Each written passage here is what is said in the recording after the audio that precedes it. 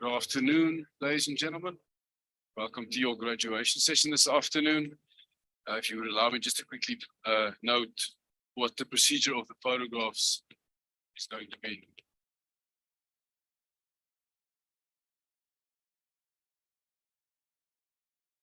Just on another point, what is it?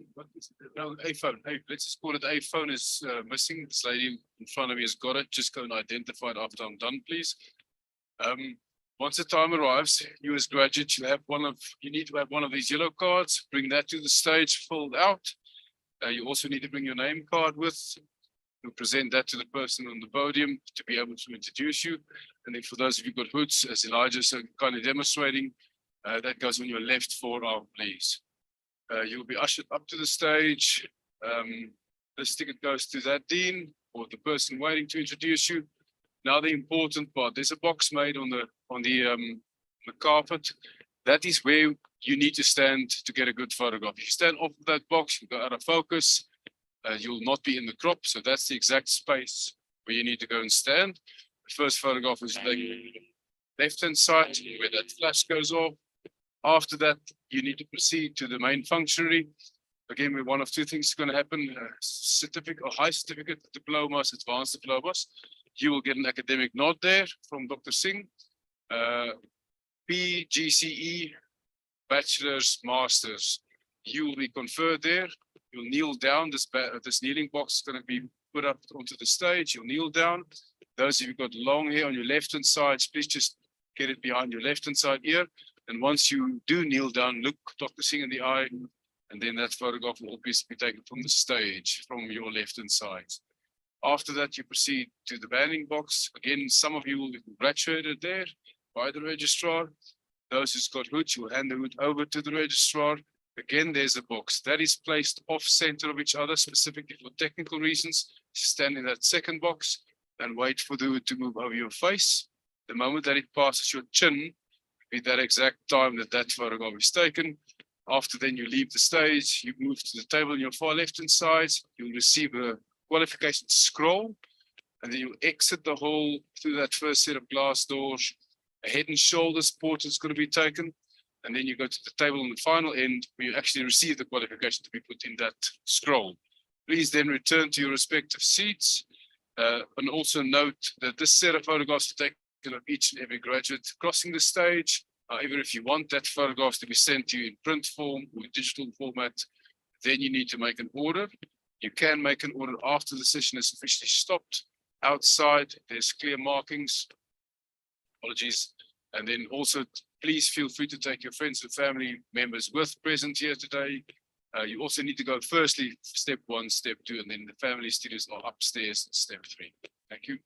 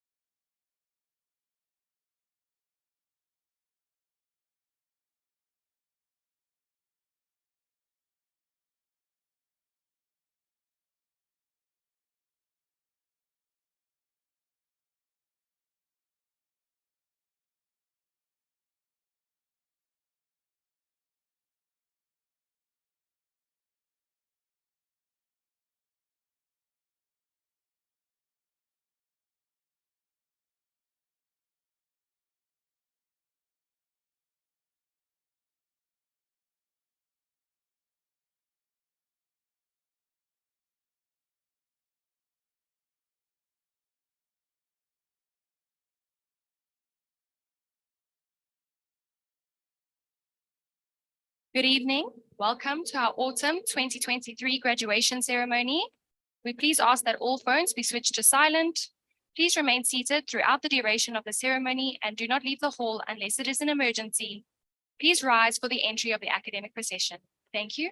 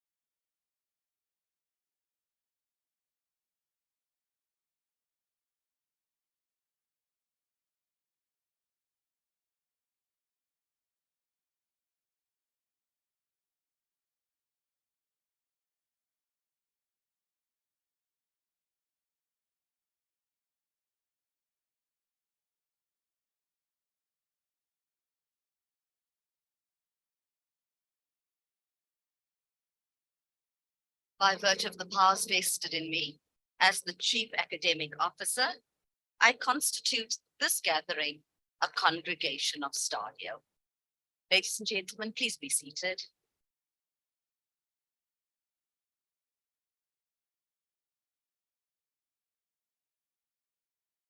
Good evening, ladies and gentlemen. Good evening, ladies and gentlemen. Yes, okay. I knew I had my emphasis all wrong, isn't it? I hope this is going to be a good evening for all of us. I'm so pleased to be able to share the special day in Stadio's calendar with you. Because this evening, Stadio formally declares to the world that all of you graduates seated here with us have the skills, the expertise, and the necessary competence to go out and practice your discipline. To our most important guests this evening, our graduates, I want to say to you that Stadio is incredibly proud of you. We know how hard you worked for this degree. Today, as you sit here, I want to say to you, you deserve the honor being conferred on you. So please enjoy it as much as you can. Studying is not fun. Studying is not easy. This evening is fun, and it should be as easy as anything. But, you know, as you walked that study journey, you were not alone. There were many people who helped you. And as I walked into the hall and as I stand here looking out into the audience, I can see the pride and the love shining in their eyes.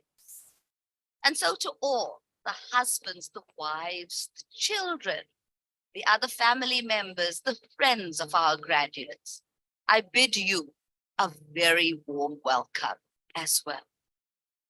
And to the graduates, do something for me. Turn around. Look for that special person who held your hand as you walked on this journey and give them away. Go on, look for them, find their eyes.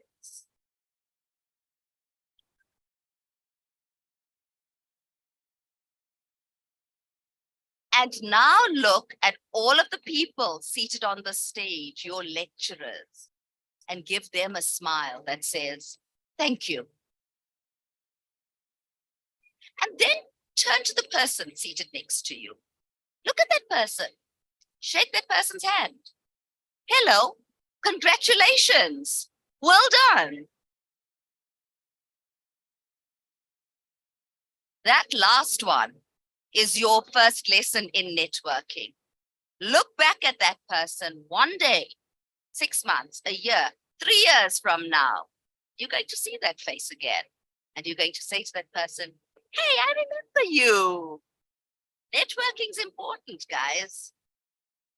To my Stadio colleagues serving as functionaries this evening, to Mr. Rina Fillion, the acting registrar, to no, it's not Dr. Johan Redlund. Hey, sorry, wrong one there.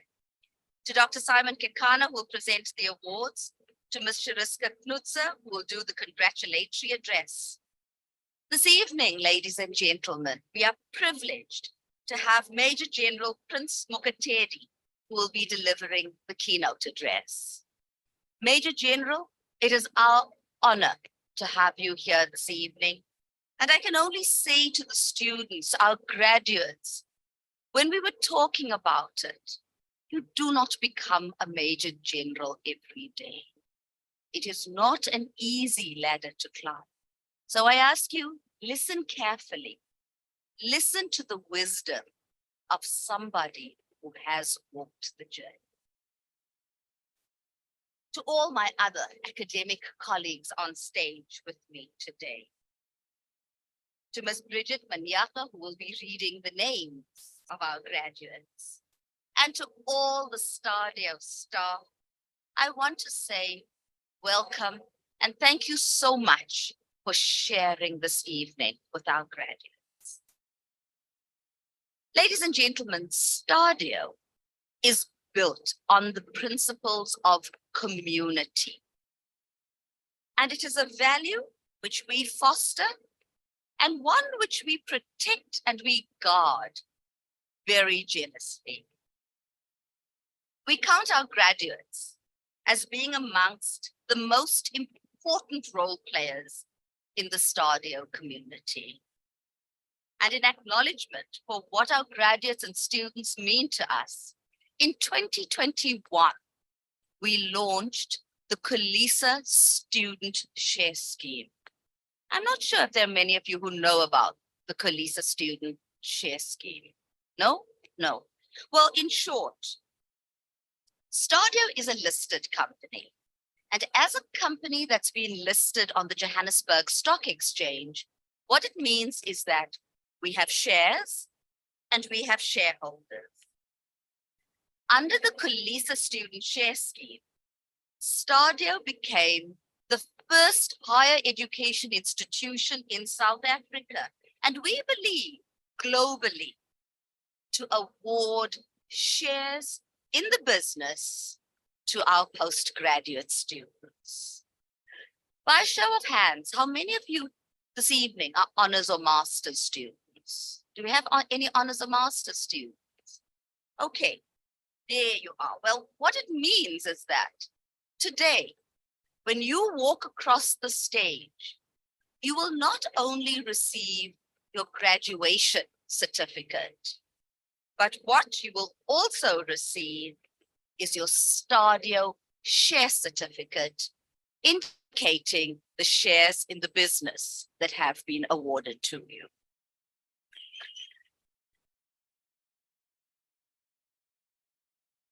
I truly hope that for all of you receiving those share certificates today, it will be the start of something very special, not just for you, but for your family as well. Ladies and gentlemen, today, I welcome all of you as members of the Stadio community. And in this evening of celebration, I hope that we will forge a relationship that will be enduring. To the graduates, I want to emphasize, this is a happy event. Why are you all looking so serious? I mean, okay, I know I'm being a little bit serious, but I want to say to you, please smile as you walk across the stage. And as you walk across the stage, you will come to a little bench in front of where I'm seated. and particularly to the degree students, please stop at that bench and kneel. That bench is not a rest stop on your long journey across the stage. And I do see the high heels that some of you are wearing. It's brave of you to wear it, so no stopping along the way. Come to the bench, kneel at the bench, because it is by virtue of this capping tradition that you are formally admitted to your degree. So you don't want to miss it. So, ladies and gentlemen, that said, all that I want to say to you is, please, let's enjoy this evening. Clap as loudly as you want. Sing if you feel the need to sing. Whistle, ululate. Just celebrate the success that is being fated this evening. But I do say that as you clap and as you sing for your favorite son or daughter, remember that there are other families who would like to hear the names of their children also being read. So without further ado, may I welcome you and ask you to please celebrate this evening with us. Welcome.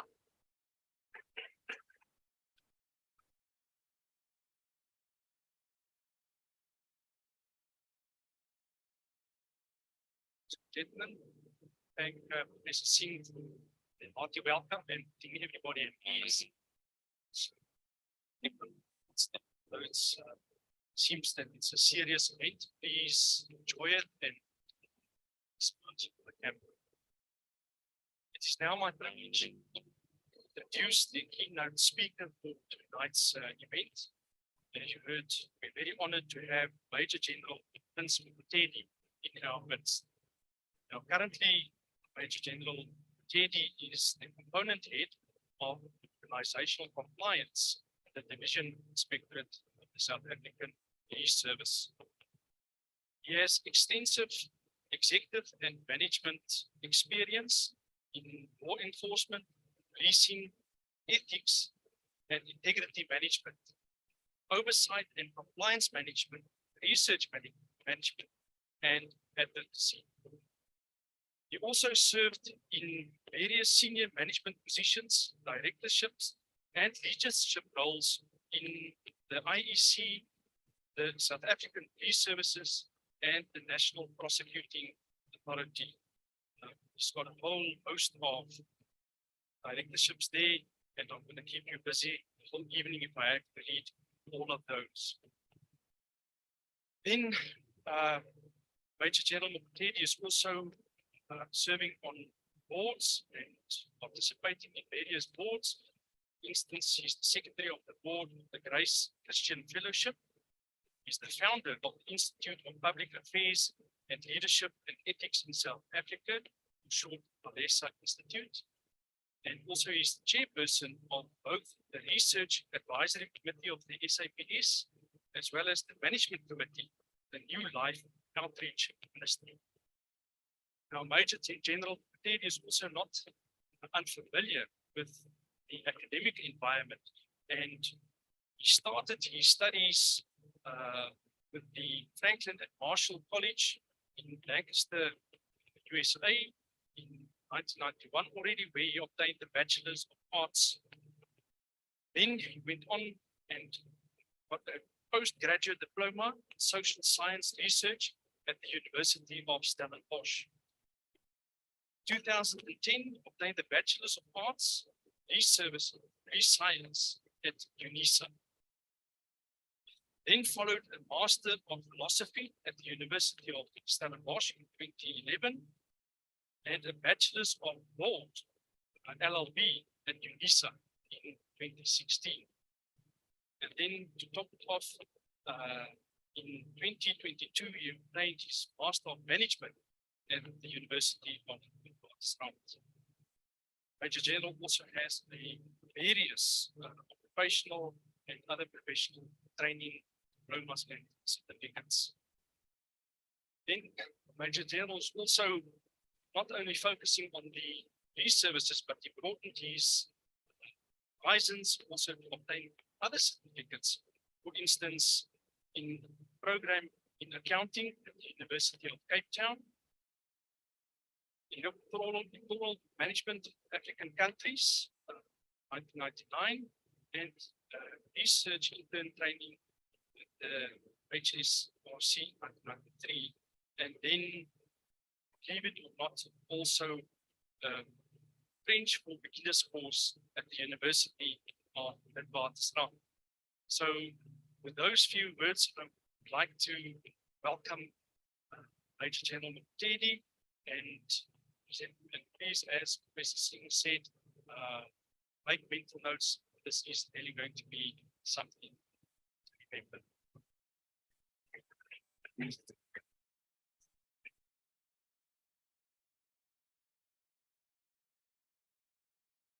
Merci. Good evening. I would like to thank the staff. Thank you very much. Let me also thank the academic staff of the institution, thank the management. It's quite a privilege for me to address this auspicious occasion this afternoon. Thank you very much.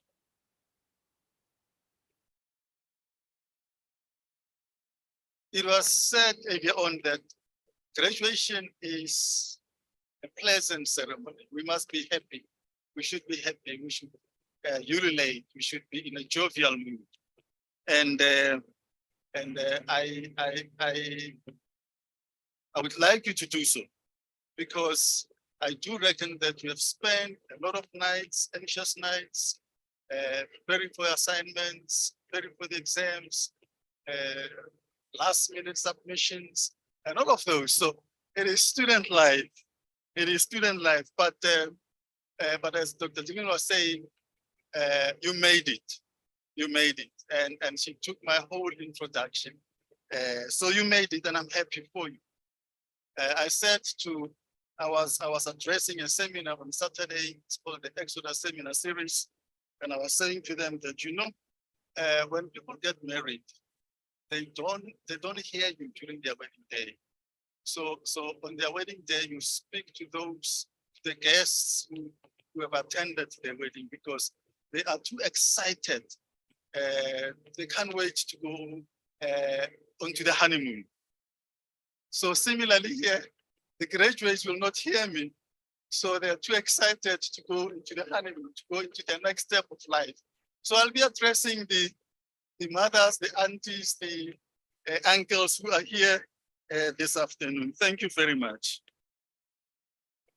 Now, see, the rigor of academic training,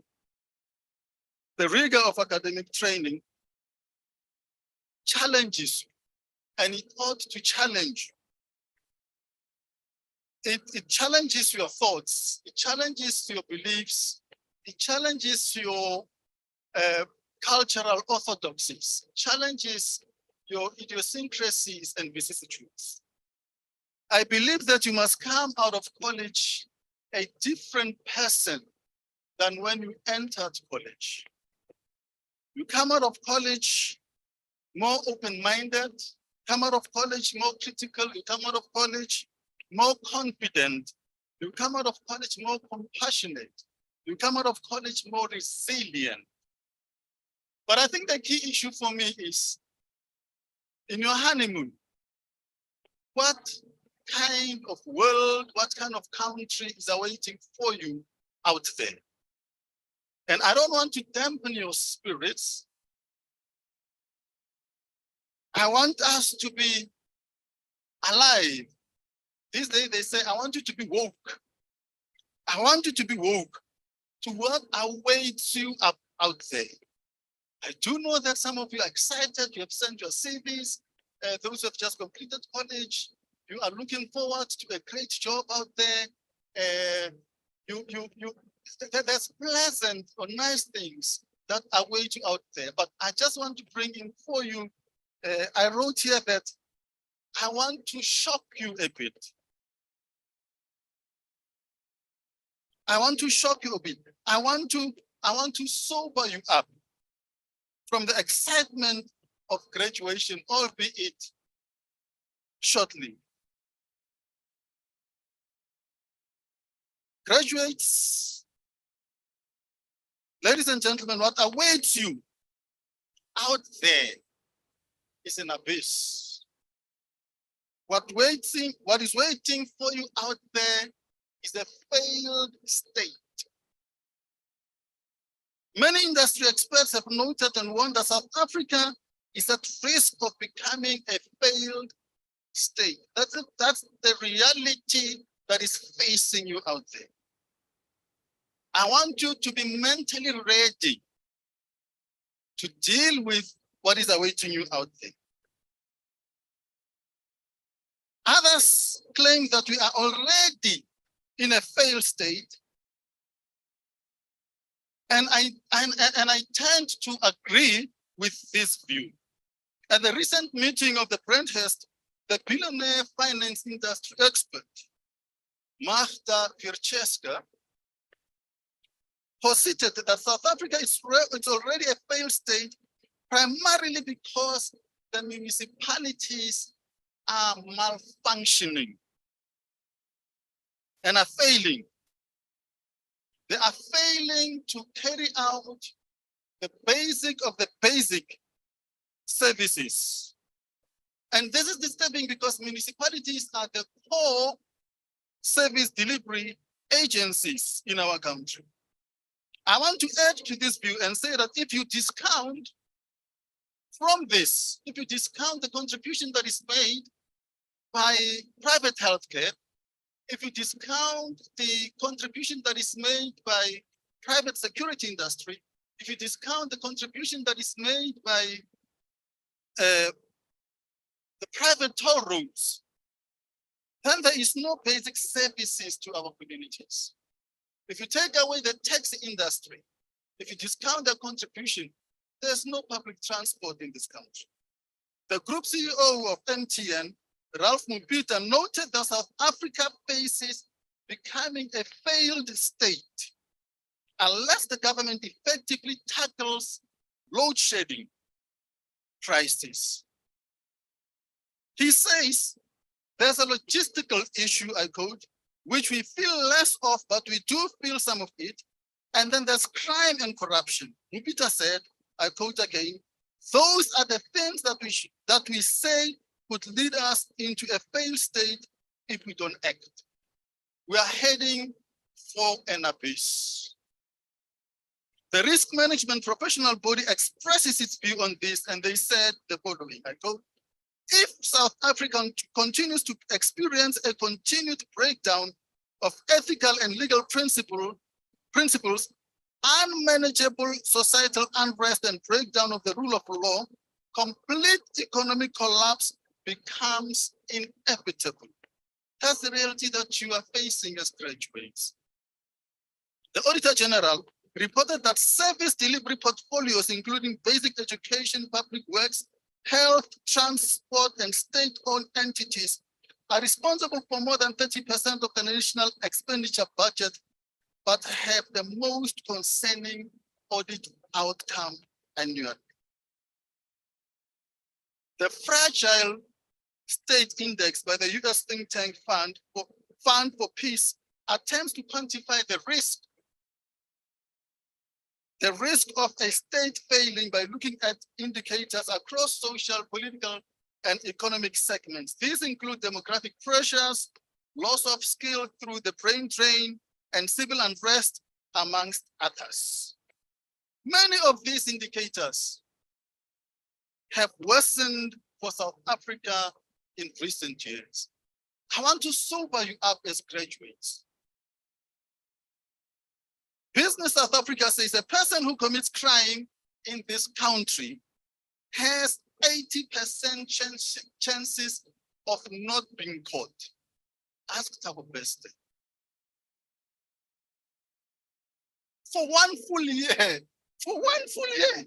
We were not aware that there's an escapee from prison. It's a telltale for us. It's a telltale for us. Now, basically, 5 things that will throw us into the abyss. These 5 things that will turn us to a failed state. These are the 5 things that are making us a failed state. Number 1, crime, corruption, and crime. We have more people that are killed in this country in a year than people who have died in the war between Ukraine and Russia. Now, number 2, the second factor, chronic incompetence, maladministration, malfeasance. As I said earlier, 30% of municipal managers and chief financial officers have the required minimum qualifications. A municipal manager in Springbok who's managing a budget of 210 million rands has standard 9. Number 3, the third factor. I call it catastrophic legal and policy framework. We have an intricate web of policies and legislation that strangulates a reasonable person who wants to live a normal life and engage in normal economic activities. I have a friend who has a farm, wanted to apply for a water license. It will take them 9 months to get a water license. Number 4, the collapse of the grid. The collapse of the national electric grid. We are now at stage 6. Soon we will be at stage 8 and then stage 10. This simply means that the generation capacity of electricity in this country is dwindling, and it is dwindling fast. If we hit below 20,000 megawatts production, we are going to hit what we call a total blackout. Now that may seem normal to you, that may seem insignificant to you, but what that means is that once the national grid is shut down, it will take almost a year to bring it up. If it takes weeks to fix a pothole, imagine what it will take to get the national grid to function again. All of your major stations will probably explode when the electricity is sent back again. So it will take us at least 1 year. So be prepared, unless if you do something drastic, be prepared to be without electricity for 1 year. Number 5, conspicuous consumption and greed. We are just a wasteful country spending on things that do not take us anywhere. If it was not the civil society, we would have put up a flag to the value of 20 million rands, a flag, national flag. So quickly, what must be done? Now, I appeal to you as graduates of this country, as graduates of this institution, as members of the civil society in this country, to take note of the following, to turn things around, or at least contribute towards averting us getting into the abyss of a failed state.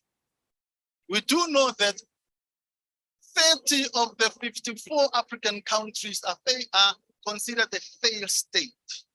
And we are getting there, and we are getting there fast. So what must be done? What must be done? Quickly, 5 things. Number 1, as graduates, be courageous. Be courageous. stand up to bullies. Stand up to the taxi driver who want to drive anyway, anyhow, anywhere. The behavior and conduct of the taxi drivers is a reflection of the state of lawlessness in the country. Stand up to the traffic cop who willy-nilly stops you and searches you.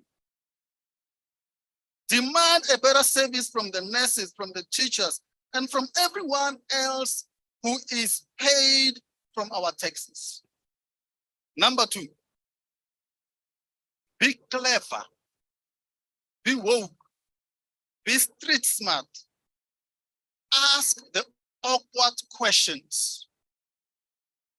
You know, we are the most scammed country or nation in the world. Where are the clever people in this country? Where are the graduates in this country? We are scammed by politicians. We are scammed by pastors. We are scammed by business people. Now recently, we are scammed by a prisoner, Thabo Bester. We are cowed into silence. We are cowed into silence. We have been trained, graduates, we have been trained to express our views. These days on dinner tables, if you say Steinheist, people would go, they look at you. If you say Nkandla, then they drop their fork and knives. If you say Pala, they take their place and walk away. We can't be cowed into expressing our views on anything. We're academics. That's what you've been trained for. So be clever. Number 3, I conclude soon. Take command and control. Implement effective supervision. Allow yourself to be supervised, and where you have people to supervise, supervise them effectively. We can create as many jobs as you want to. Now we've created 6,000 jobs for State constables. We have 10,000 people that we have trained as plumbers and so on and so forth. But that's worth to nothing because those people are not properly supervised. You must just look at them when they fix a pothole. A 30-centimeter pothole will take about 30 EPWP employees. 30-centimeter pothole. So I'm saying we need to effectively take command and control. Number 4, I conclude. Number 4, cut off the rogue and bad leadership. How is it that a person can fraudulently wiggle himself to become a mayor of a capital city?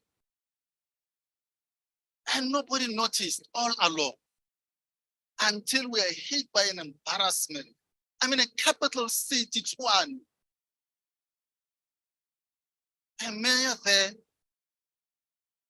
ascended fraudulent, and nobody cared about it. The manner in which we reacted to it, even as a country, the manner in which we even reacted to it as academic, was very lackadaisical, was very nonchalant. The shenanigans around the elections of mayors, the circus we see time and again in parliament, is indicative of chaotic and shambolic political space in this country. Number 5, cathedral thinking. We must be able to do things now that will benefit our society in 50 to 100 years. People who build power stations that we have that are functional today, they told us that these power stations will take about 40 to 50 years. That was their lifespan. But now, we did nothing. If we had cathedral thinking, we would have started to build power stations to replace them 10 to 15 years ago. Now we do them hurriedly and we're making monumental and costly mistakes. So, as you go out there as graduates of this institution of Stadium, know what your mission is. Every generation has a mission. Every generation has a calling. In the 20th century, W.E.B. Du Bois said the problem of the 20th century is a problem of the color line. It's a problem of race. And that is why the struggles of the 20th century was anti-colonial struggles, was anti-racial struggles, was anti-imperialist struggles. So for you now, what is your generational mission? What is your generational calling? As I've set out the challenges of this country, as I've set out what you can do as graduates, wherever you will be at, I implore you to save this country from total collapse. Save this country from lawlessness. Save this country from apathy. Save this country from crime and crime. Save this country from corruption. Save this country from bad leadership. Save this country from imploding. It is in your hands. As I sit down, your mandate, your mission, your generational calling is to take us out of the abyss. I thank you.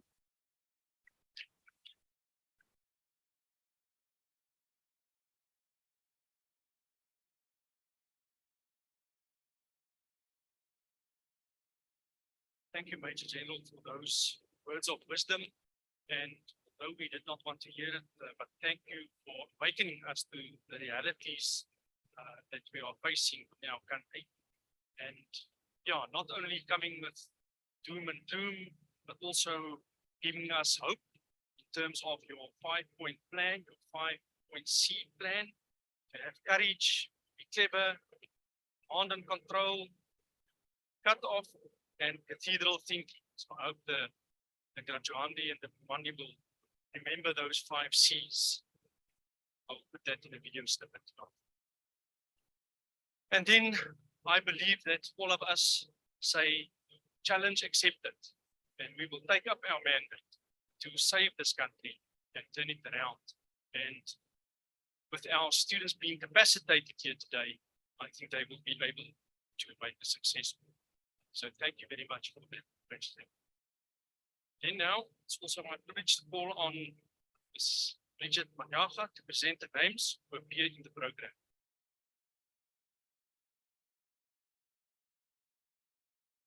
Thank you. Good evening. It is the special moments we're here for. CAO, I request you to confer the highest certificate in paralegal studies on the following students. The highest certificate is an NQF level 5 qualification with 12 credits and 5 modules.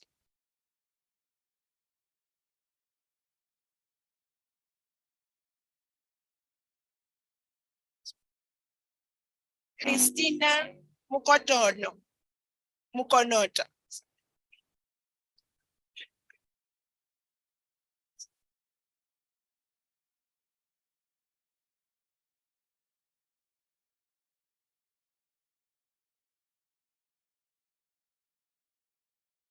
Akhona Munchojwang.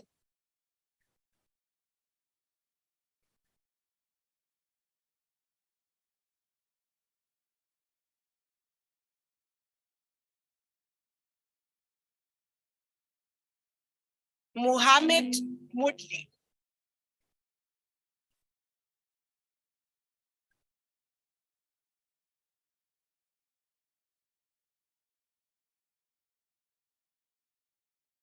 Siadile Murake.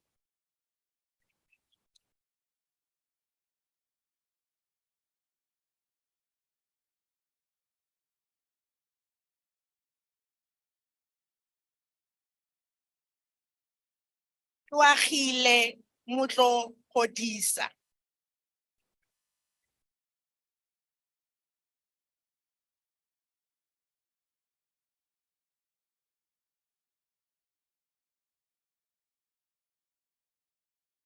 Masichaba Mputi passed with 2 distinctions.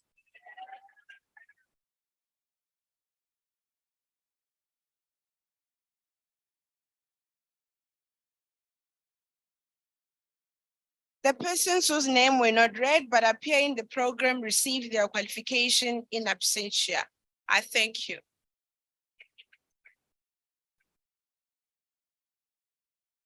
CEO, I request you to confer the advanced diploma in management on the following students. The advanced diploma is an NQF level 7 qualification with 120 credits and 6 modules.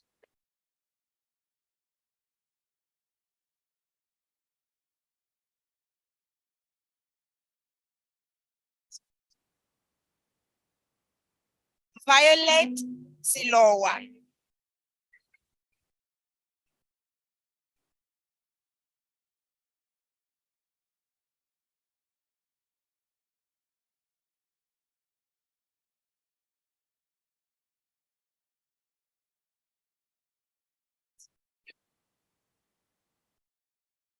Ihloti Simenya passed with 4 distinctions.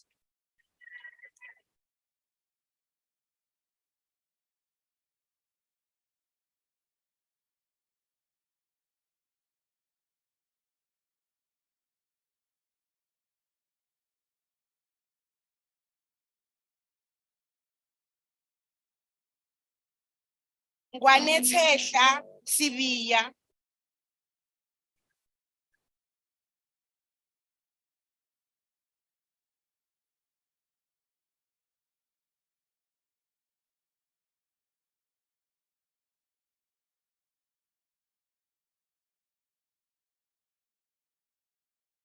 Nompumelelo Sigudu.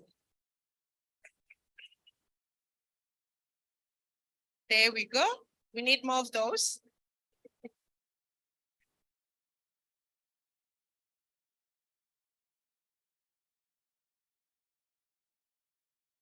Useletso Sikwane.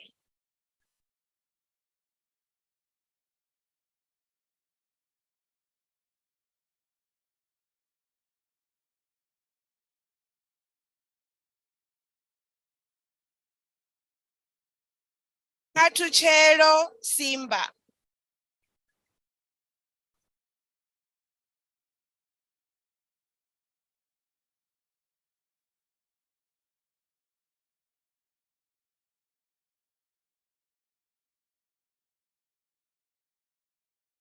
Alvina Skosana.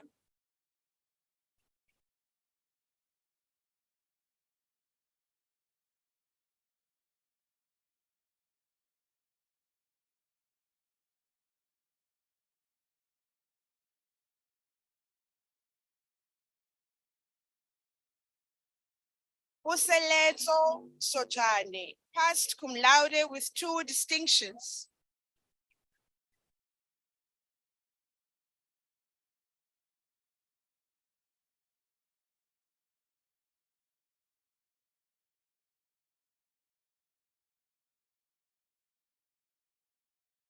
Tebuho Tabane.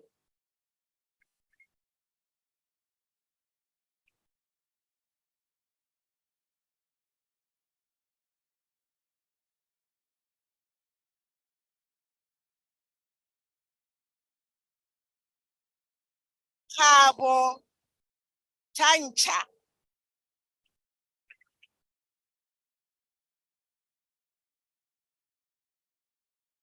Yes.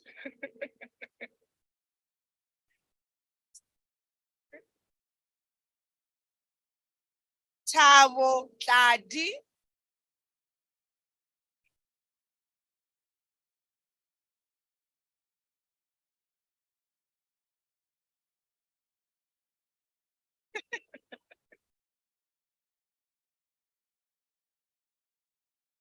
Tabo Tlali.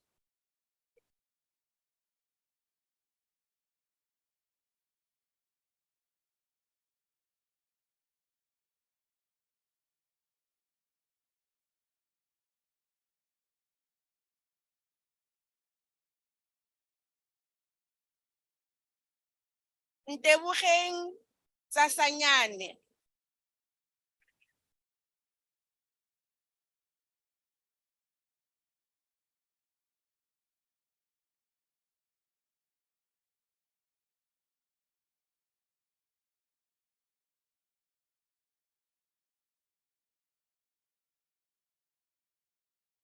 Muraro Chisikawe.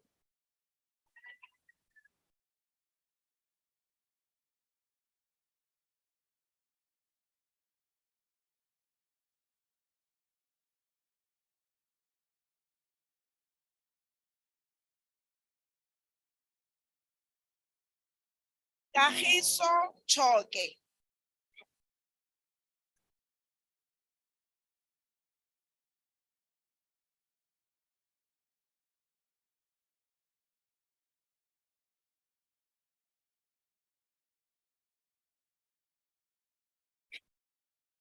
Amos Chukudu.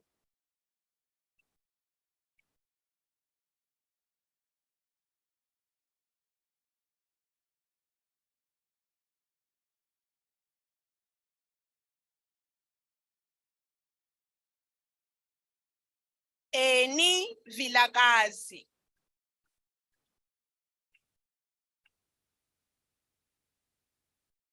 Let's clap hands for them.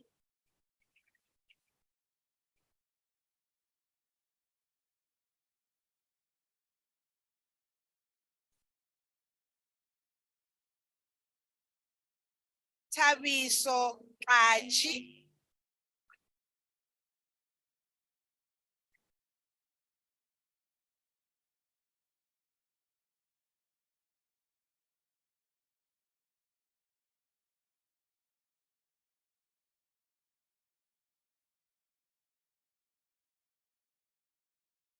Ntombokukala Saveku.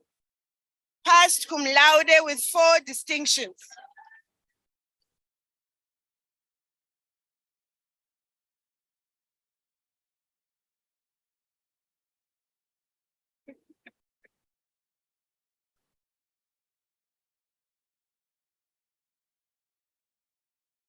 Mfanizonke Silepe.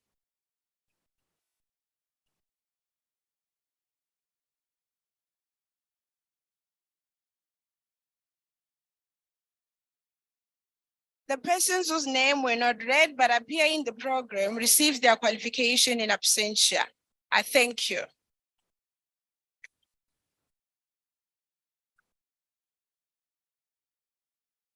CAO, I request you to confer the postgraduate certificate in education in senior phase and further education and training on the following students. The postgraduate certificate is an NQF level 7 qualification with 128 credits and 8 modules.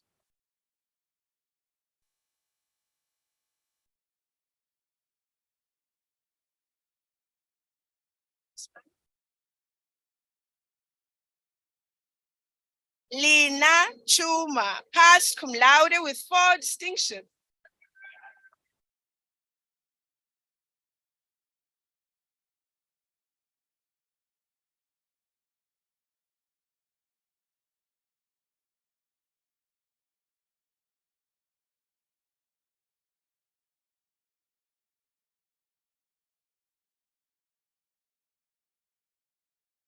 Anika Korte, passed cum laude with 6 distinctions.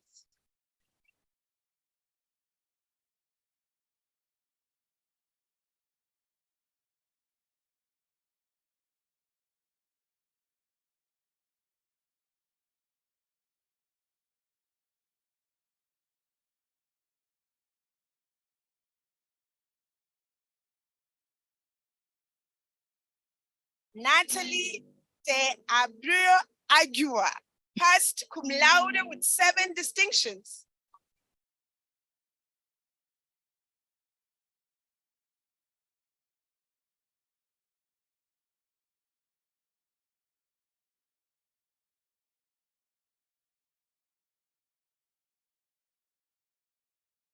Wandile Dlamini,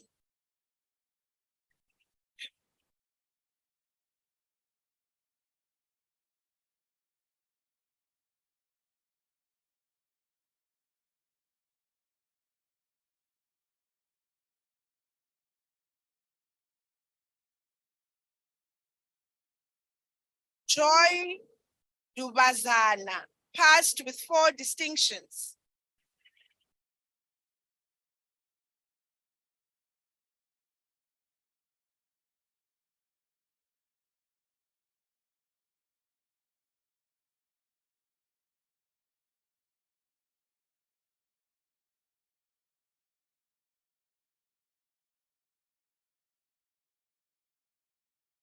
Desmond Eels passed cum laude with 8 distinctions.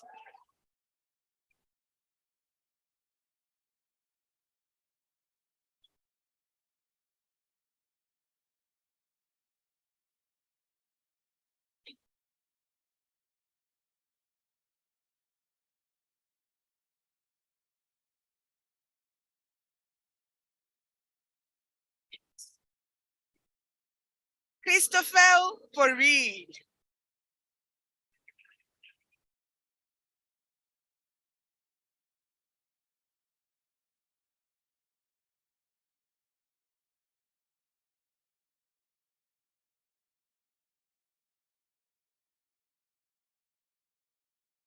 Aisha Warzo passed with 4 distinctions.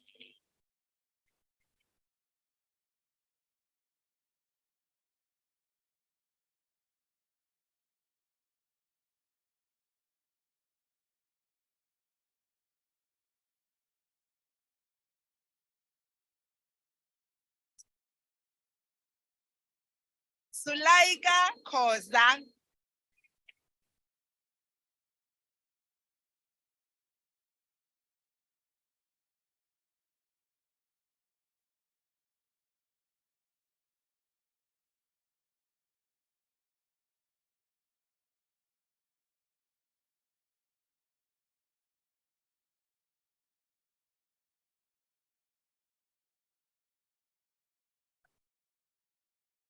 Mihlaba Uba.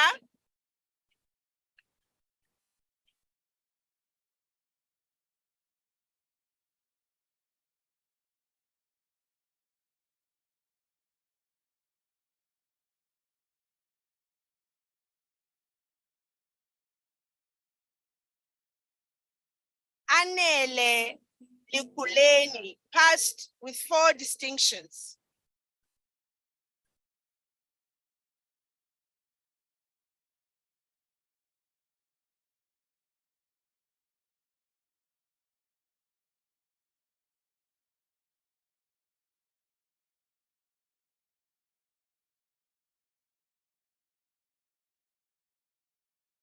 Titebuko Lisufi.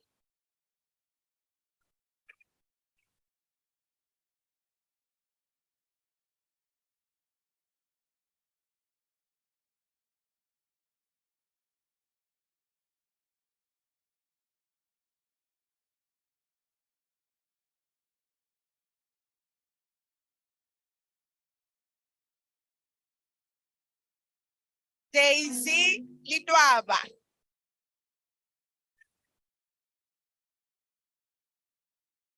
Let's clap hands.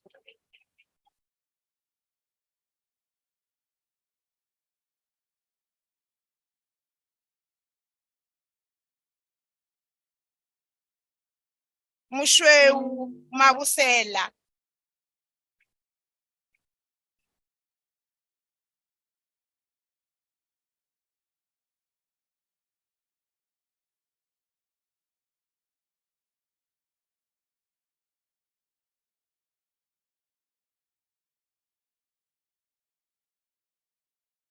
Rolibuwa Maata.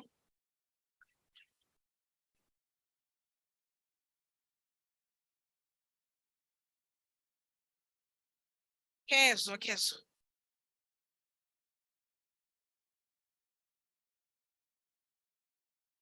Neo Maja.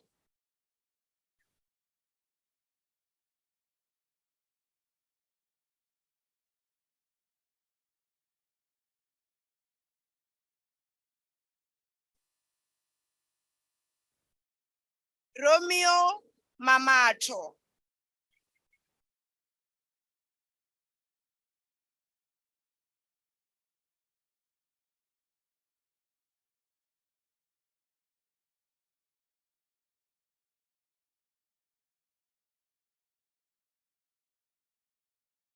Ndibuwo Maponya.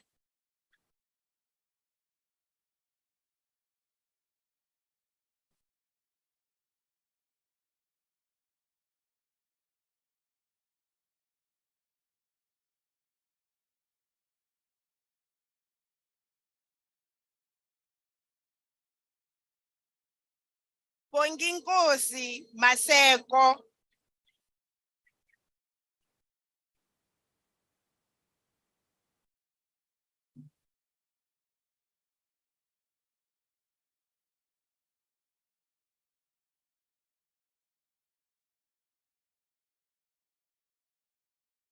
Rineilwe Masha.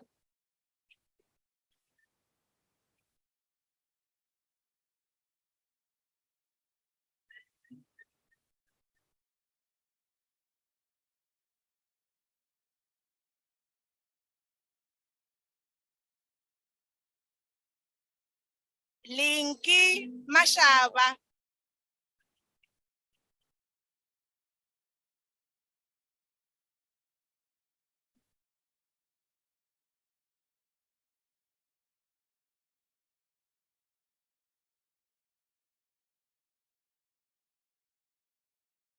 Poncho Masuta.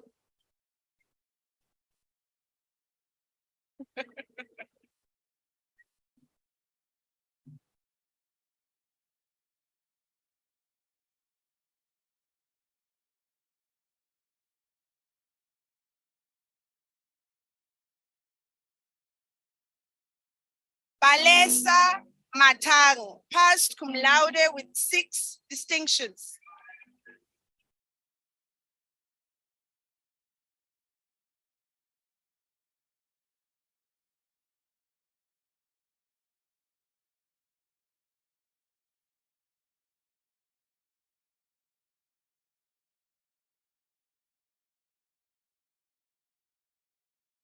Katuchelo Mabungu.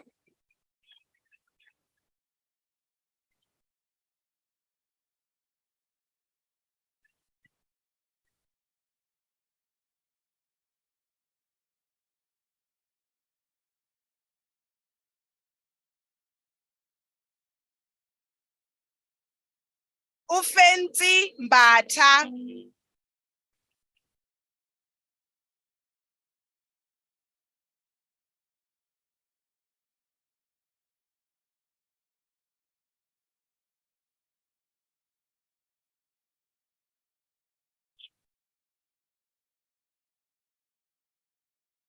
Nomhle Mboneni.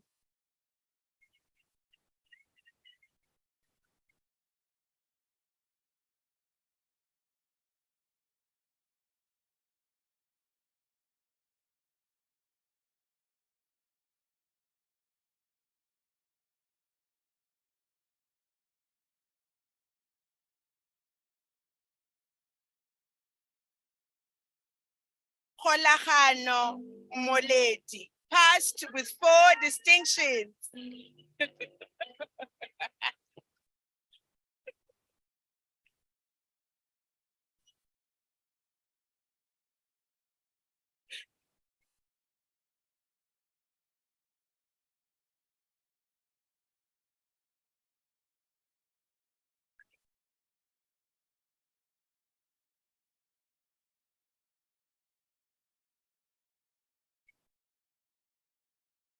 Lorato Mukheledi, passed, wait. Lorato Mukheledi, passed cum laude with 7 distinctions.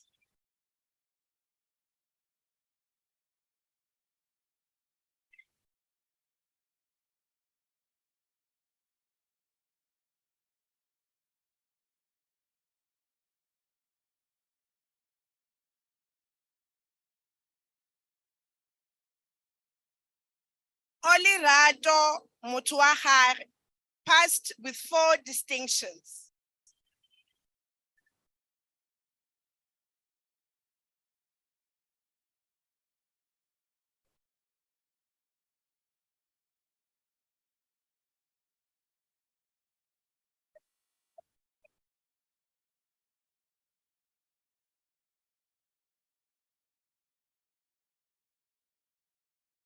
Rwendo Mukwebo.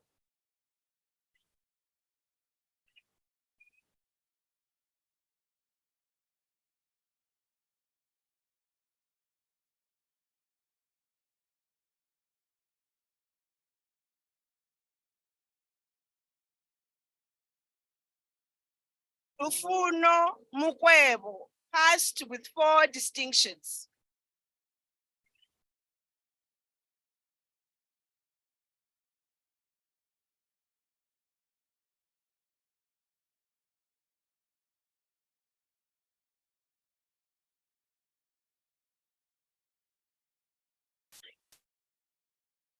Kobile Nene passed cum laude with 7 distinctions.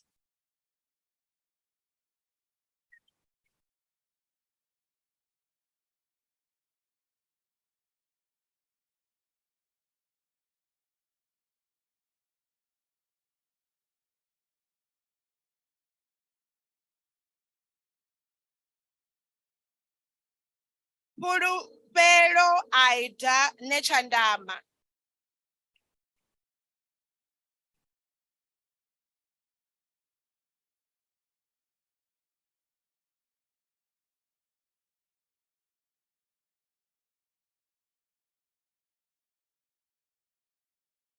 Nomsa Ngwenya passed cum laude with 7 distinctions.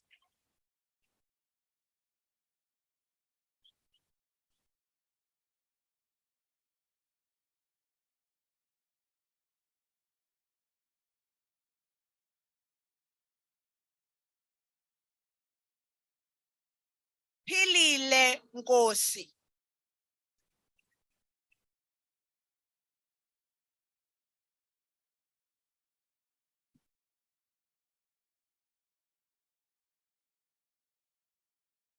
Let's clap hands. We're not tired yet.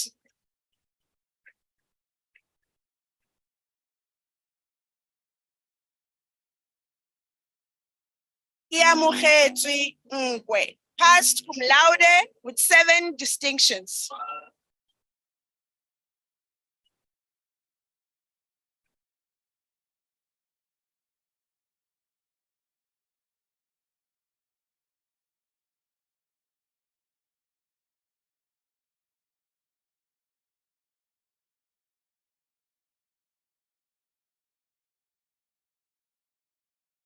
Marcia Nukeri.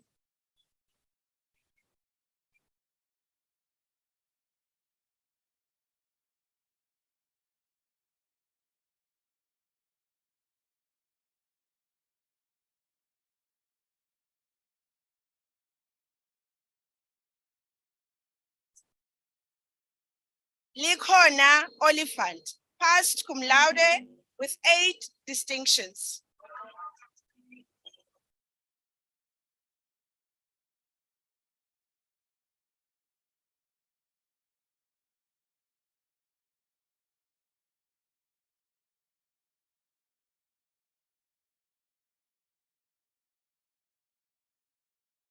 Jessica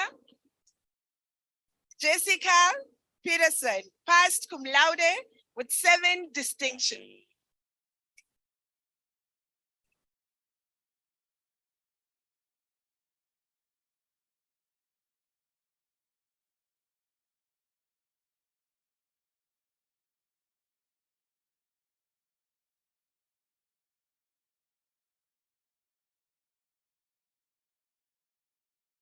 Generally, House passed cum laude with 9 distinctions.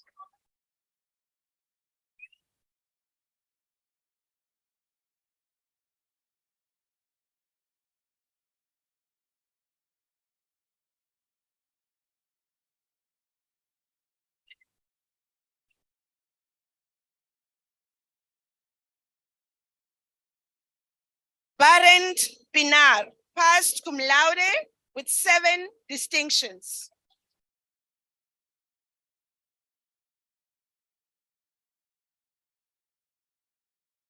Let's keep clapping. Thank you.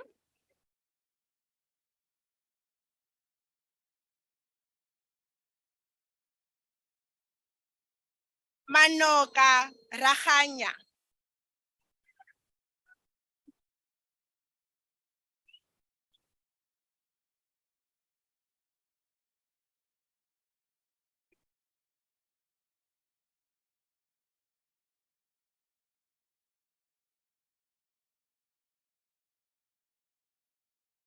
Parelelani Ramasodi.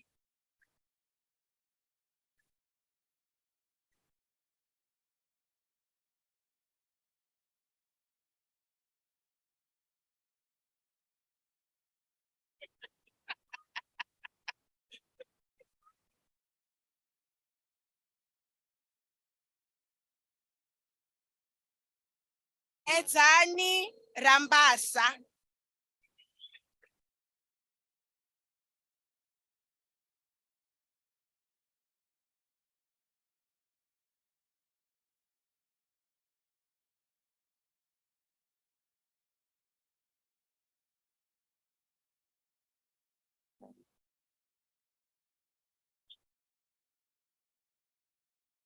Ngadi Rankakane, passed cum laude with 5 distinctions.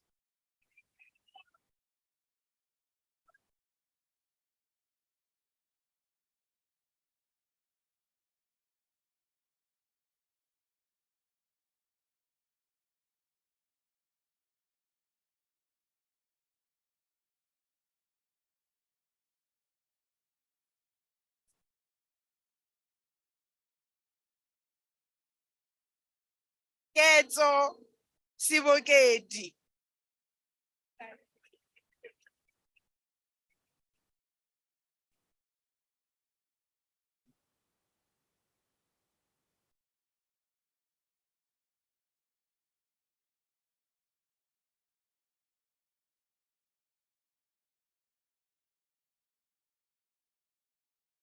Rorisang Siokwi, passed with 5 distinctions.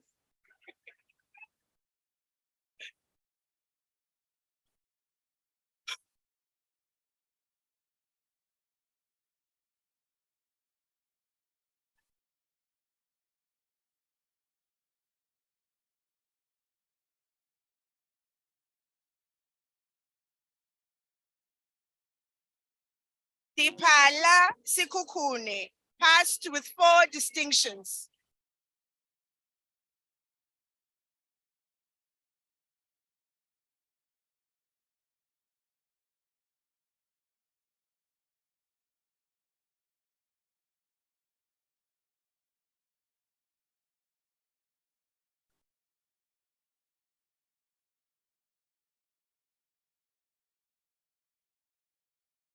Amukelang Siloadi, passed with 4 distinctions.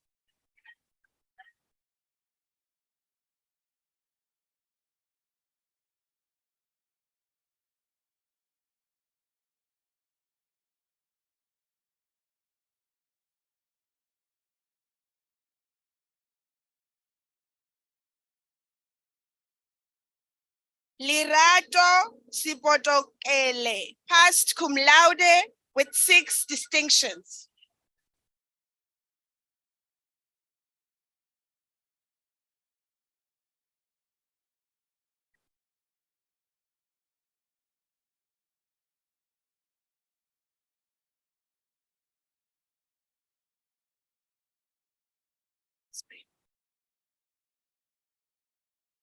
Masejo Sibinde, passed cum laude with 5 distinctions.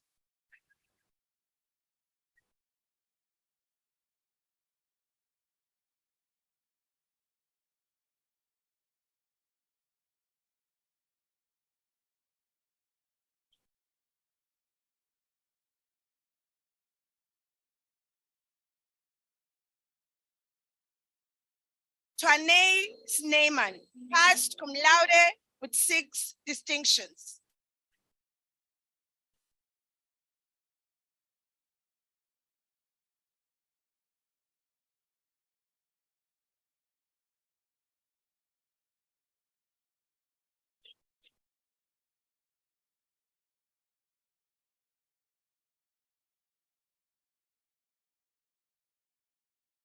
Brigitta Thwaite, passed cum laude with 9 distinctions.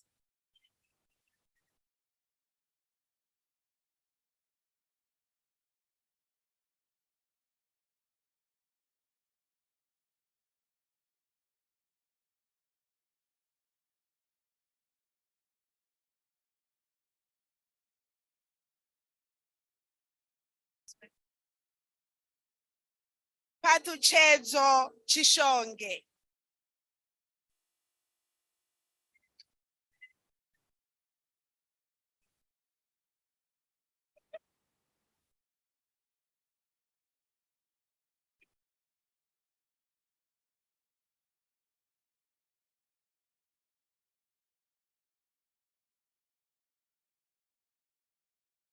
Hodaya Baknin, passed cum laude with 7 distinctions.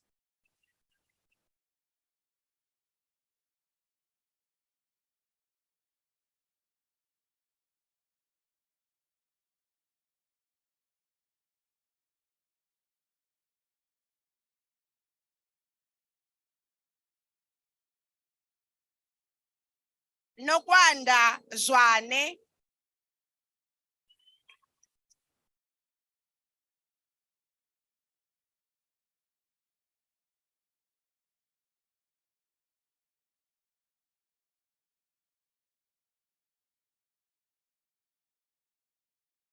The person whose name were not read but appear in the program received their qualification in absentia. I thank you.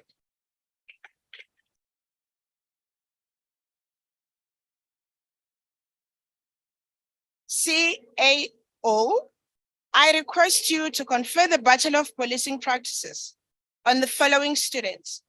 The degree is an NQF Level 7 qualification with 360 credits and 15 modules.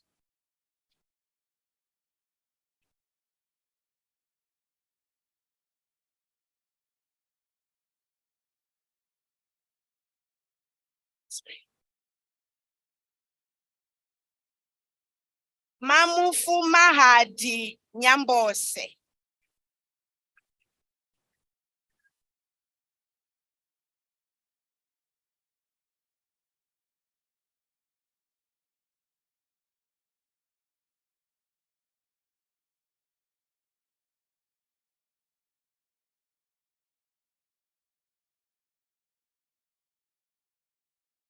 Erin Palmer, passed with 7 distinctions.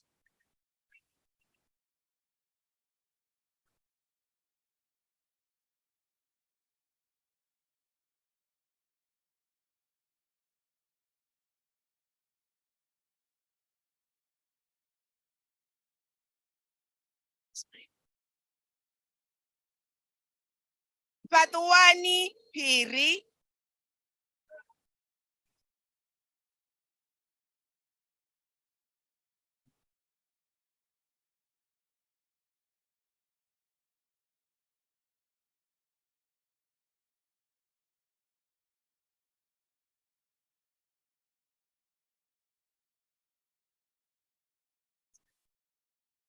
Pindi Piri.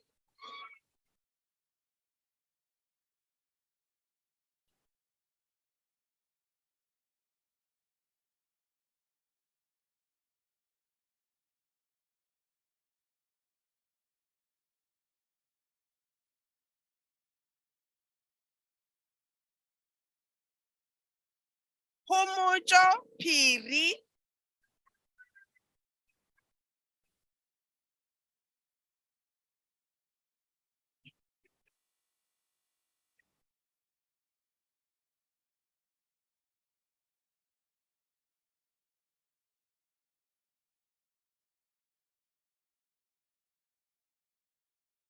Michelle Pokwane.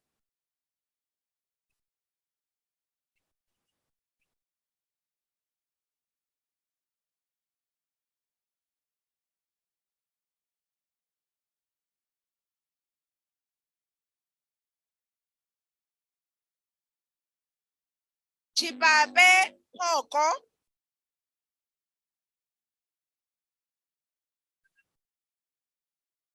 Let's clap hands. Thank you.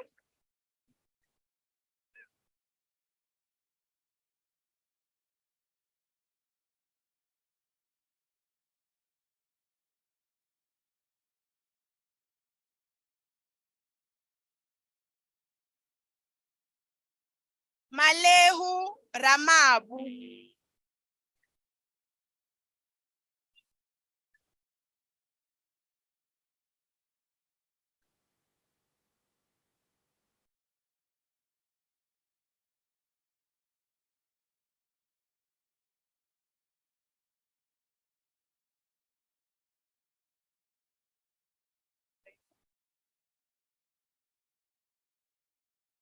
Tikeledi Ramalato.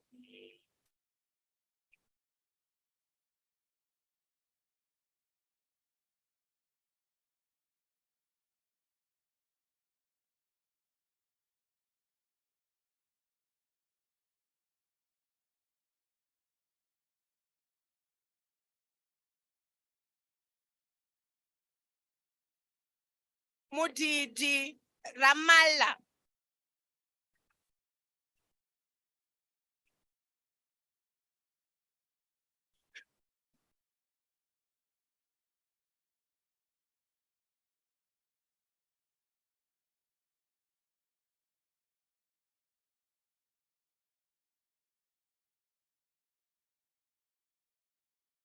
Murezi Rampiti. Murezi Rampete.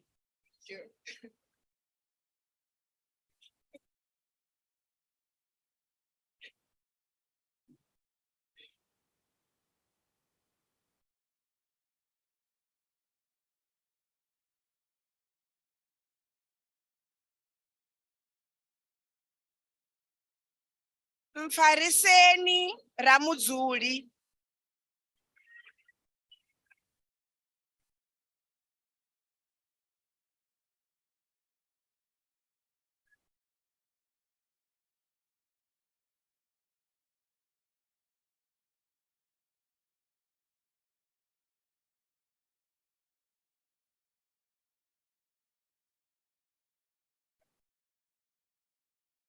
Olani Rasi.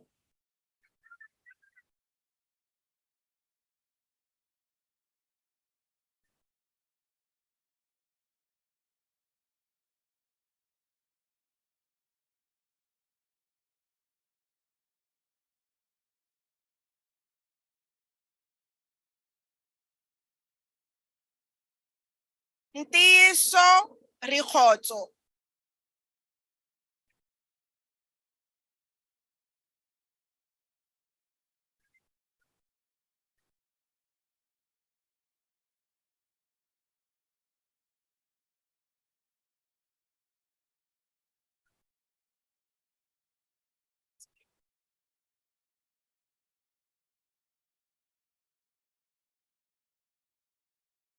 Eugene Roy.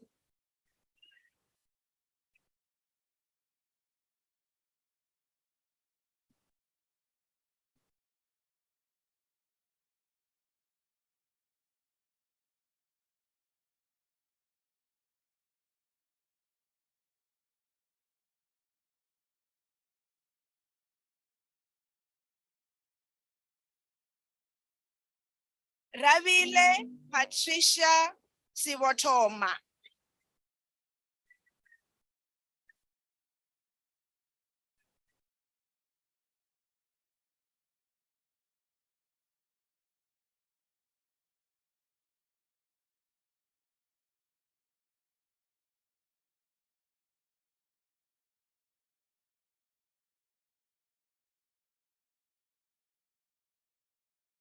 Mamuseki Sihota.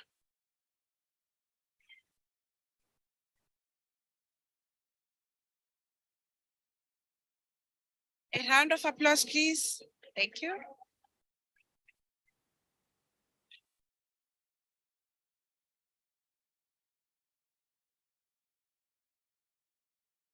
Maria Sikonya.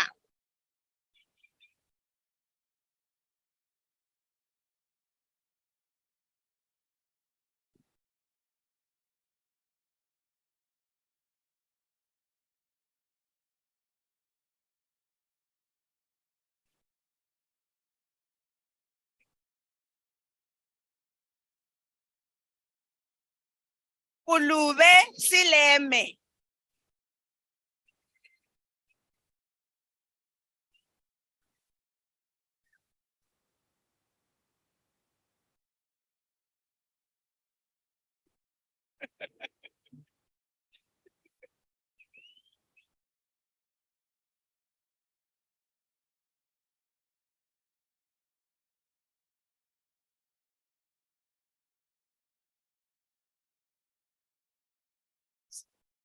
Sheila Silwane.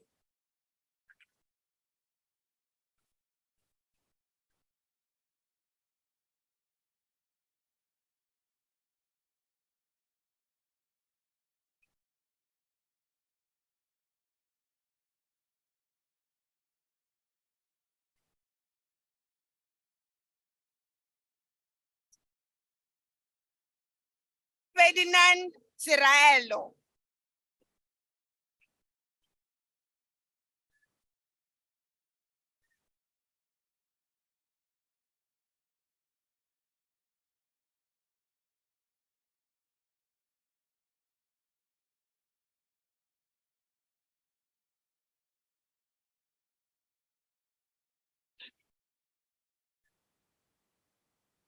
Makabi Sichedi.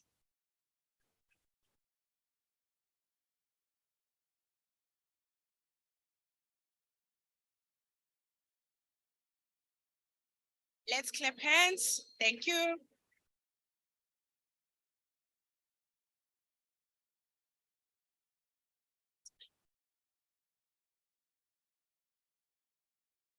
Joyce Sivanyoni.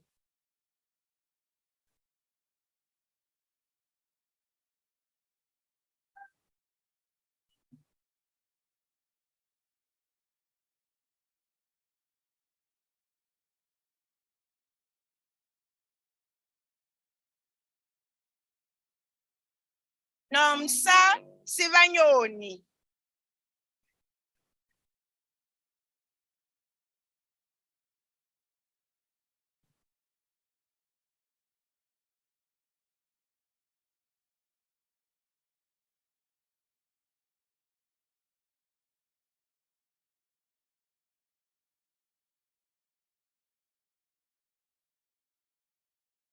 Singisa Zibozo.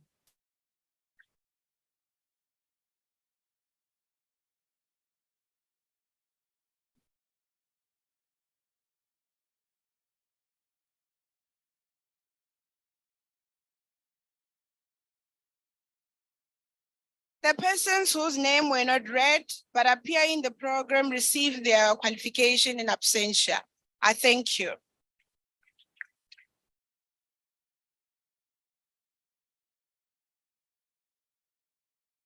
Let's give them another round of applause.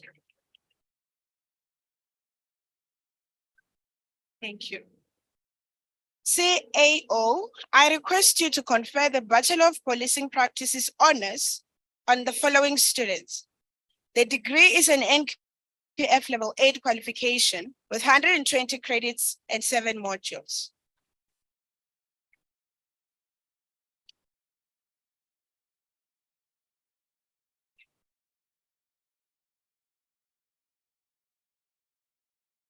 Samani Mlojwa.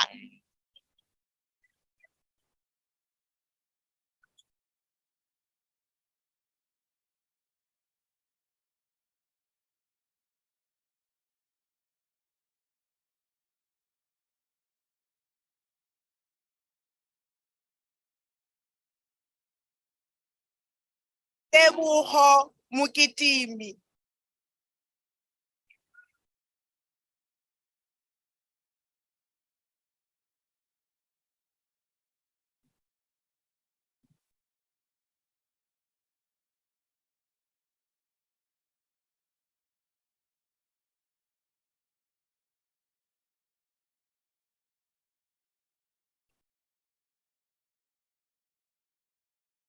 Polisi Moyake.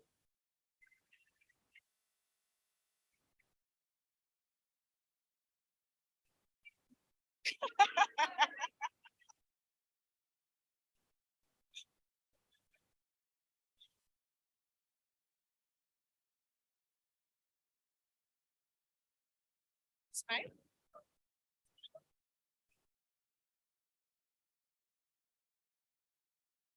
Lisang Msinga.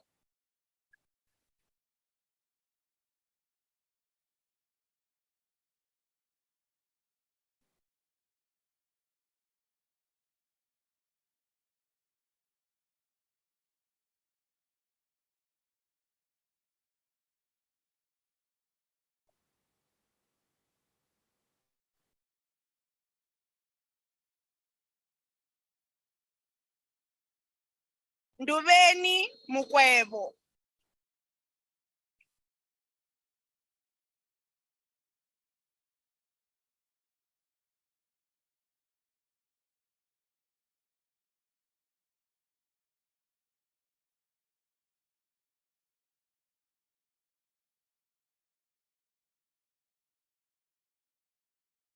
Funeka Vandaba.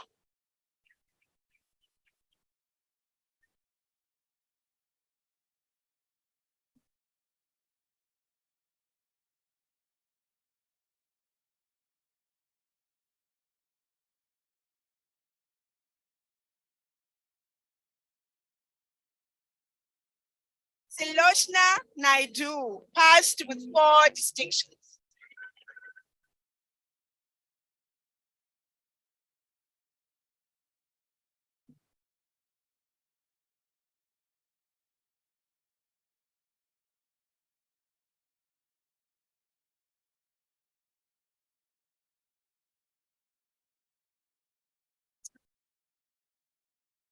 Kesenoti Bebe.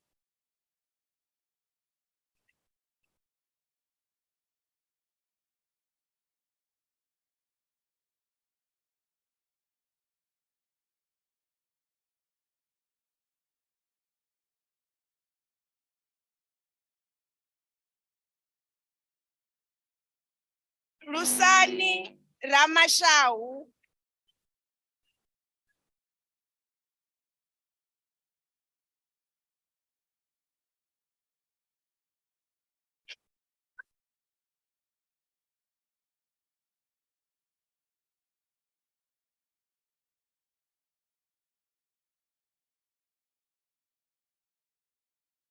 Evan Vidboy.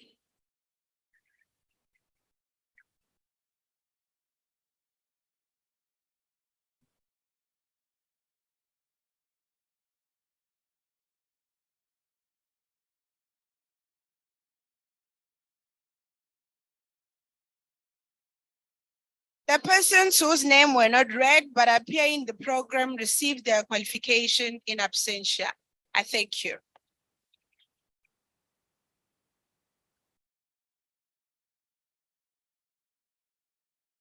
CAO, I request you to confer the Master of Management on the following student.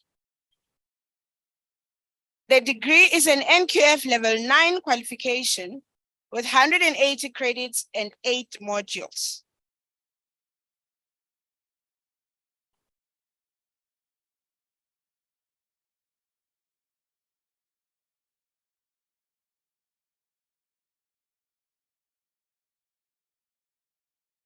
Anna Matemela.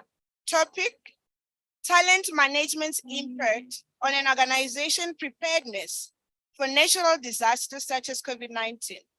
A case study of Muretele local municipality between 2019 and 2020.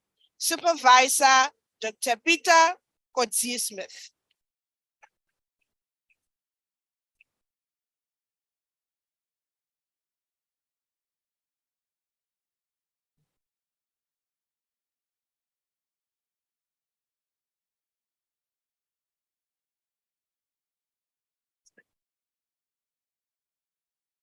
Johanna Muhulatse.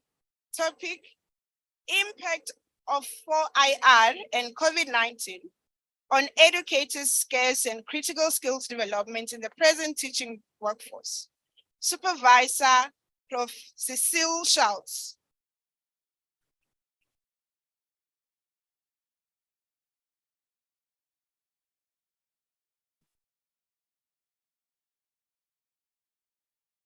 Let's clap hands for our senior students.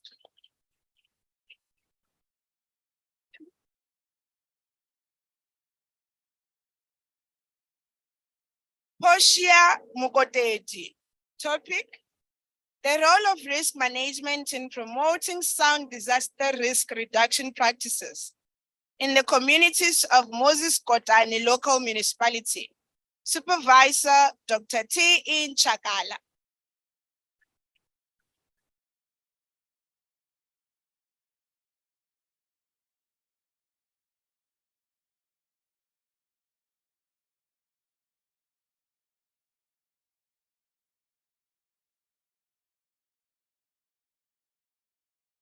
Lebogang Musutu.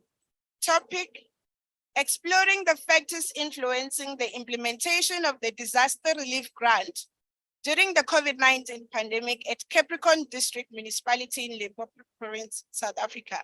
Supervisor, Dr. Pete Bester.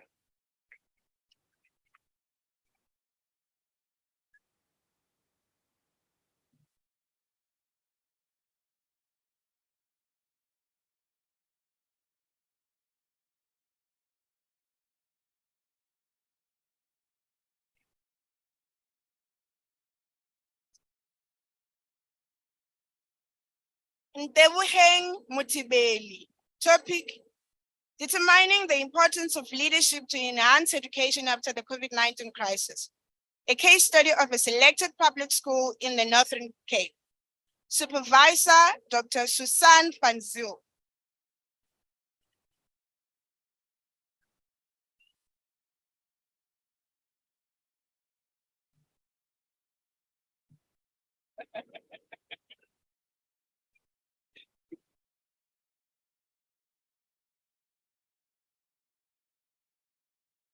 Rudzani Nechidziwe.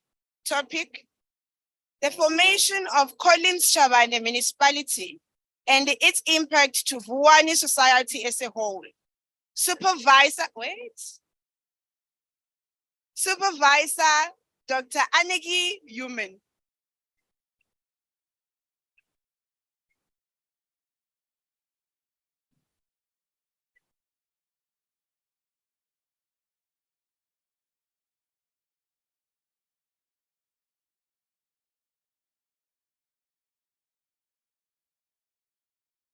Maureen Gwenya. Topic: the influence of business intelligence technology and marketing strategy of large supermarkets during COVID-19 pandemic in Kimberley from 2019 to 2022. Supervisor, Dr. Tembekile Nchakala.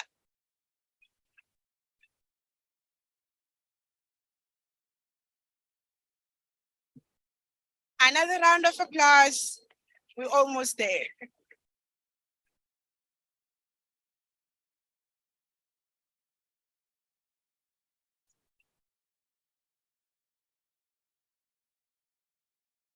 Mugedi Pasha. Topic: the impact of customer relationship management. Thank you.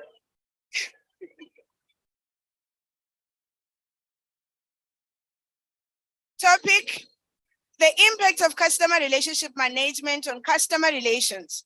A case study of Polokwane municipality between 2019 and 2021. Supervisor, Dr. Liseja Simon Bubabe.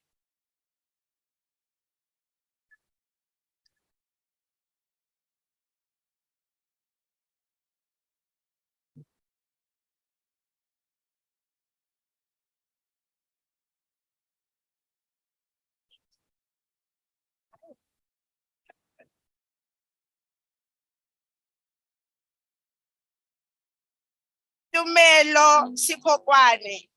Topic: examining the extent through which educational departments explore talent management in schools and departmental facets. Supervisor, Dr. Lise van Hoek.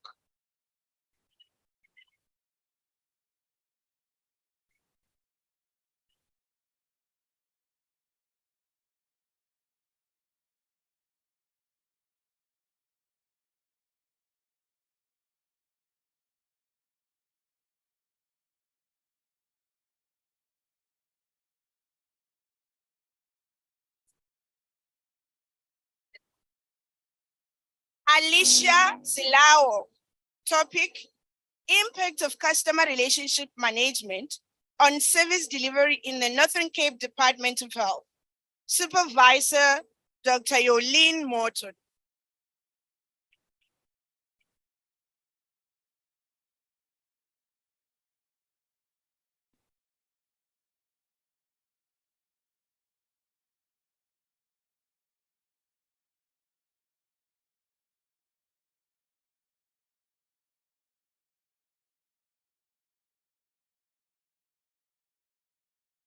Motlatlego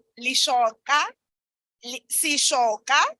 Topic: Employees' perceptions towards the re-establishment recruitment process as an element of talent management within South African Police Service.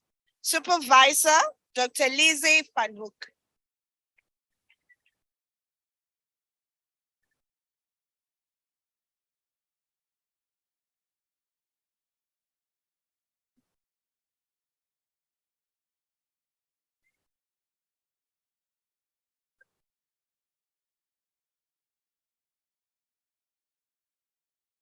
Sibongile Shabangu. Topic: the effect of cyber attacks on government information infrastructure systems in the public sector in South Africa. Supervisor, Dr. Tembisile E. Chakala.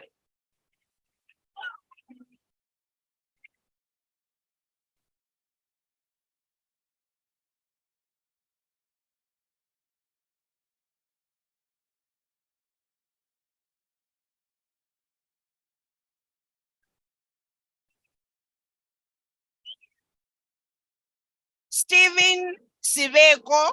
Topic: determining the impact of talent management on effective municipal service delivery. A case study of Gert Sibande District. Supervisor, Dr. Lise van Hoek.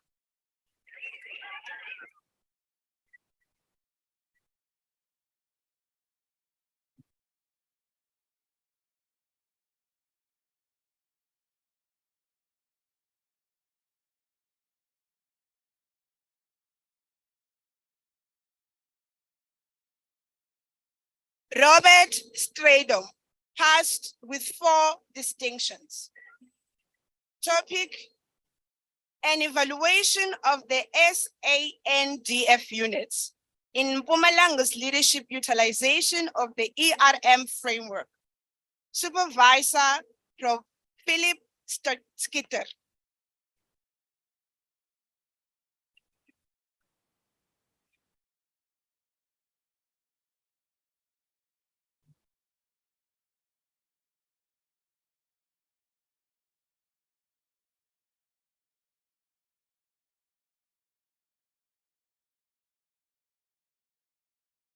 Babalwa Betty Kuchani. Topic: exploring factors affecting recruitment and retention of information technology knowledge workers. A case study of the Companies and Intellectual Property Commission. Supervisor, Dr. Susan van Zyl.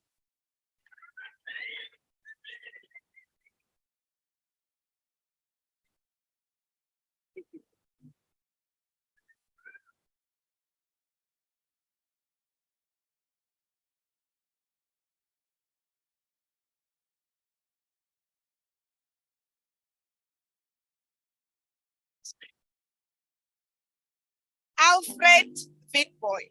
Topic: talent management in the public sector, South African Police Service. Supervisor, Prof. Angelo Nicolates.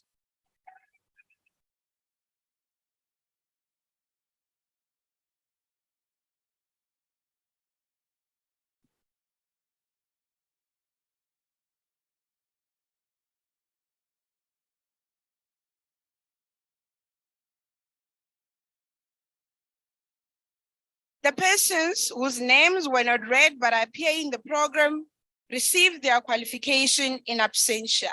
I thank you.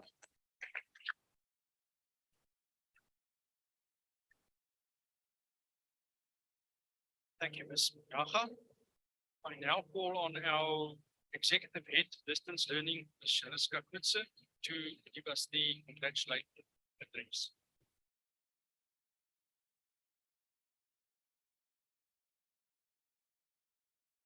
Good evening, ladies and gentlemen. I promise we won't keep you much longer. We ask for a little bit more patience. What a joyous occasion and what a sight. I feel privileged to stand here and look out onto a sea of happy faces. There's nothing more uplifting and energizing than a graduation ceremony. Let me start off by saying congratulations. On behalf of Stadio,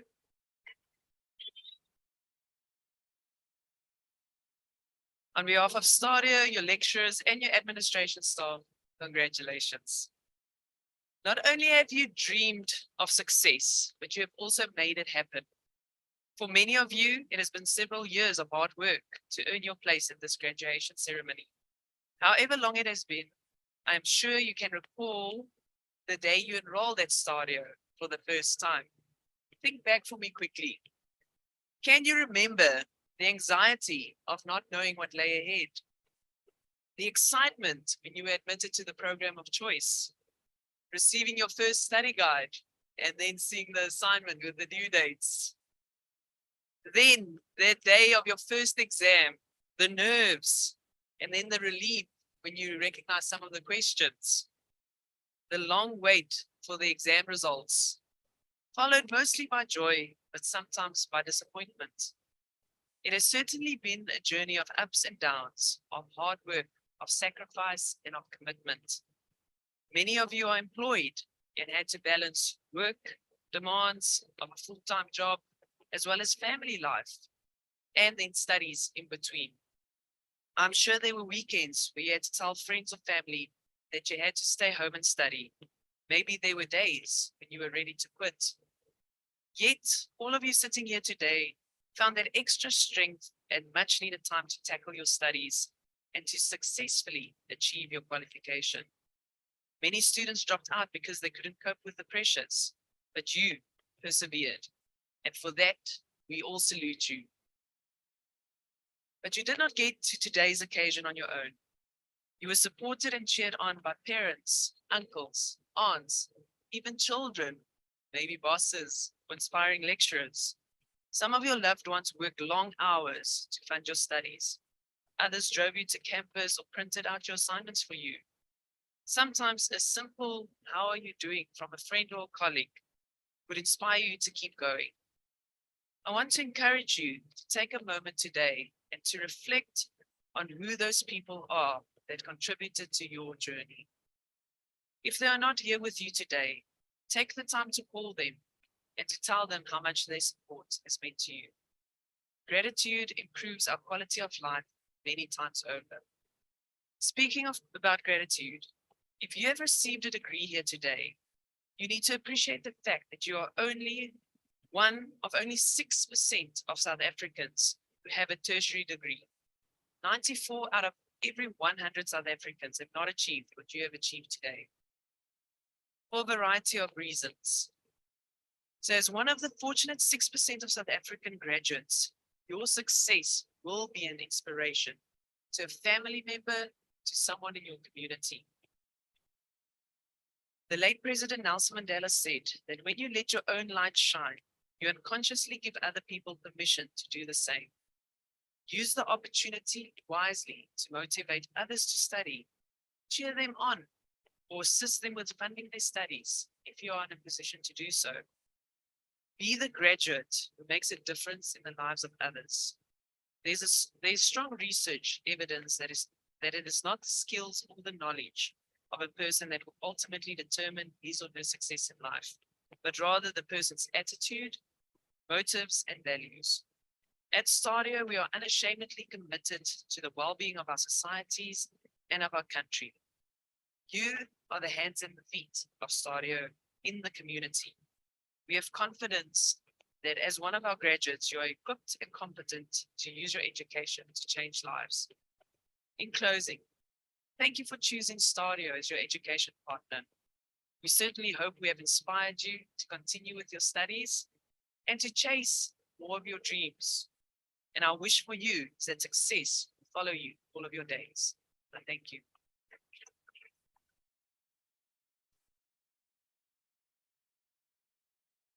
Thank you, Ms. Peter. Ladies and gentlemen, this brings us very close to the end. Please rise for the scene of the national anthem, and then please remain standing to enable our Chief Academic Officer to dissolve the congregation and for the academic procession to leave the room.